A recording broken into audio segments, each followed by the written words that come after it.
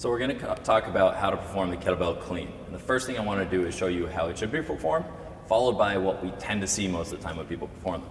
So first, how it should be performed.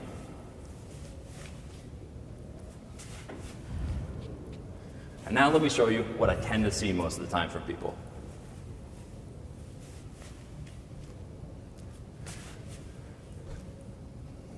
Okay, so if you notice, there's a major difference there in kind of the smoothness of the motion as well as what the bell does at the top. For most people, what we tend to see is the bell comes up and it flops down and hits on their forearm and it creates discomfort or a little bit of bruising, and they don't like performing the movement anymore. I think where a lot of this comes from is not understanding what the rack position at the top should look like. Okay, so if we take a look just at the grip on the kettlebell, what most people tend to do when they grip on the bell is they grab right in the middle of their hand and they pick it up and then it falls back on their wrist. Okay, so if you see my wrist is extended and the meat of the bell is really hitting me down to the forearm. Okay, what I want to see is that you're grabbing further through the kettlebell, so when you pick it up, you still have a nice neutral wrist position. Fingers can point towards the ceiling, and now this bell sits a little bit higher. But the second thing that it's going to do is, as I go through this clean, instead of having to grip on tight and have the bell rotate around my hand, what you're going to see is that my grip is a little bit smoother, a little bit looser on the bell, and my hand spears right through the bell. So let me show you one more time. Okay, so you see, once the bells come out of my hips, okay, the grip loosens up and my hand rotates right through the bell. Okay, instead of, when you come up, having the bell rotate around the hand and creating discomfort there. Okay, so what I want to do is I want to practice this from the top down. So you're going to get into the rack position here, holding onto the bell. You're going to release the bell back through your hips and then let it sit down on the ground.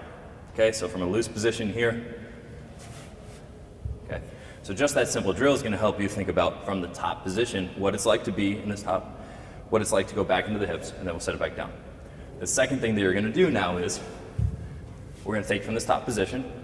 Okay, you're going to drop it into your hips and they're going to come right back into a clean and try to replicate this position. So we're going to go down and try to clean right back up. Okay. If this still isn't working for you and you feel like you get the bell kind of flopping down and creating discomfort here, what might be happening is that you're letting the bell get out too far in front of your body. Okay, so the clean is similar to a swing in the way down into the hips, in that the bell is still traveling back through the hips into a hinge position, but on the way up, when we do a swing, your hands fly out in front of you.